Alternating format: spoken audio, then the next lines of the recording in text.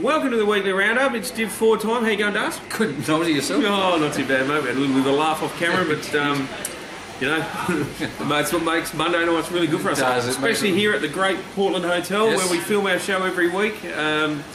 Credit and thanks to them, they put on a great spot for us. So, and sponsors behind us. And our sponsors behind us, yep. And without our sponsors, wouldn't be here. No show. That's exactly. Right. All right, let's kick it.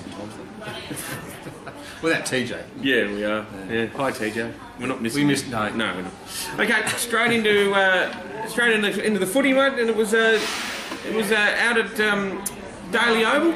It was Kilburn, 15-17, 107, defeating Hectorville 10-4-64. Not much surprise there. I think Hectorville have had a pretty tough year. They have, but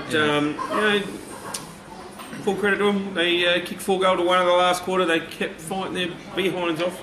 Will be relegated, unfortunately. Yep, straight up, straight down. Kilburn, that was a good win. That keeps their double chance alive, so well done to them.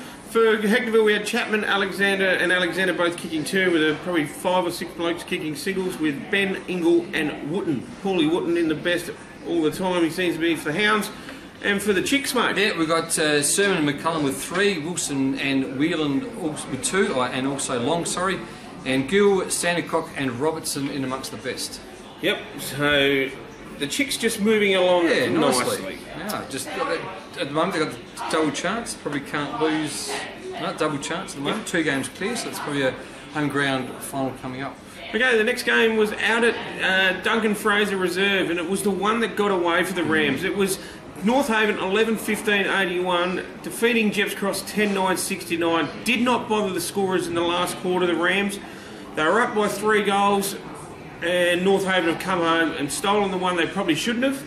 And Jepps Cross, the one that got away. Yeah, absolutely.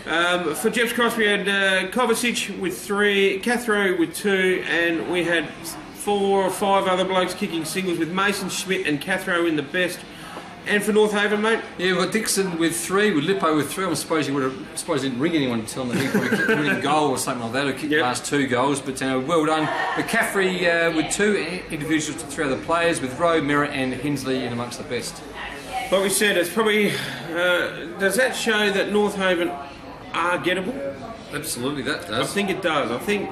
I bet you no doubt Tiles would have had a bit to say after the game about this is the one, it's good to win from behind. But when you kick 5 straight points in the first quarter...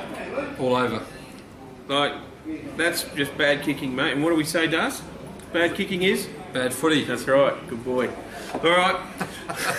Let's move on to the next game. And the producer's had a bit smiling after that. No, that's because he's on Tinder. Anyway, out at Mortlock Park, it was Morphettville Park, 12 goals, 8-80, defeating Colonel Light Gardens 9-10-64. Colonel Light have struggled this year. I tipped Morphy Park. I think, Colonel Light Gardens seem to fluctuate. They do. They do. They win games that they should at times. They're very inconsistent. No doubt Brett Leonard's working very hard behind the scenes to try and eradicate that. But anyway, Emmett Wood kicking 2, Murdoch with 2 as well. So did Smith, with Emmett Wood in best with Murdoch and Bennett. And for Morphy Park, mate? Morphy Park, they spread it right around for 12 goals. And Carlin with 2, then it was individuals, just probably, the rest with 10 other players there. So good way to spread around, even though they didn't take out the biscuits. This one with best players Campbell, Barry and Barnet. No worries. Okay, the next game out at Salisbury Oval, and I tipped the Towns here, mate. I missed out on this one. It was Salisbury 13-10-88, defeating Edwardstown 5 goals, 6-36. Surprised you for this margin? It's a bit of a weird kind of score, really. I thought, Towns have had a little bit of firepower. I know they lost Corey May to suspension. I know Corey got a week or so off on the sidelines. He's come back from Glenelg back to Edwardstown. Great young lad. But, full credit to Salisbury. They've got up, and Edwardstown were up at quarter time, down at half time, and then really Salisbury just put the foot down, and Edwardstown were nowhere to be seen. So Mansfield kicking 2, as did Brown and Atkinson, with Hull, McPherson and Mansfield in the best for Salisbury and for Edwardstown, mate. Yeah, a bit dry. So it was Blythe, Sarah, Elliott, Hogan and Case, all just the one kick here. Yep. So for Tezzeree. Something like that, yeah, The that'll best do. players, Blythe and Toll, in amongst the best players. So, but yeah, big win there by Salisbury. Edwardstown probably didn't do their chances much for the finals. They are one game out still. There's Jeps Cross and Salisbury. We'll go through that in a minute. But didn't do their finals hopes alive chances any good at all. The last game of the round was the Battle of the Neighbours, and it was a massive win to Easton Park. Out at Smithfield Oval as well. It was Easton Park 21-19, 145, defeating Smithfield 8-10, 58.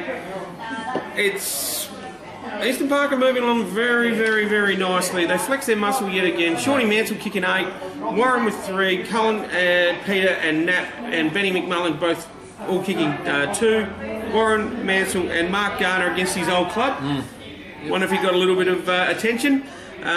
In the best. And for Smithfield, mate? Yeah, you've got Cook with a 2, then they split it around after that to about 7 players, and then Cook with his 2 got the best players with Billman and Marston. Yep. So, you know... Who's the leading goal scorer? It'd be Shawnee Mansell by far, mate. Let me have a quick look here. Yeah, Shawnee Mansell with 64. Oh, Lippo's on 61, so it's probably the battle between the Mansell-Lipson battle at the moment for the goal kicking, with Dixon from North Haven as well with 47. So... Lippo, pull your finger out your backside, buddy, and start kicking some sausage rolls. All right, let's look on to. We'll have a quick look at the ladder. North Haven still sitting on top, 14-1.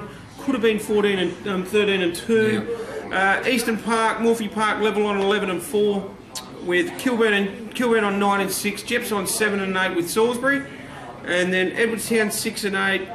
Colonel Light 5-10, Smithfield 2-12, and Hectorville 2-13 as well. Smithfield had a draw, so Smithfield and Hectorville going back down to Division 5, going straight up, straight down, and the rest of them are safe. But the 5 probably a little bit of action is still to be made there. I think it was 10 with 3 games to go. They could just mathematically their 8th spot could get in there, but certainly very close run home for the final 5 with this one. Okay. Bit different than the other grades anyway. Bit different than the other grades. The other grades is all sealed, locked away. It is. Let's move on to this week's games. We'll go out to Dwight Reserve, mate, and it's Easton Park taking on Salisbury.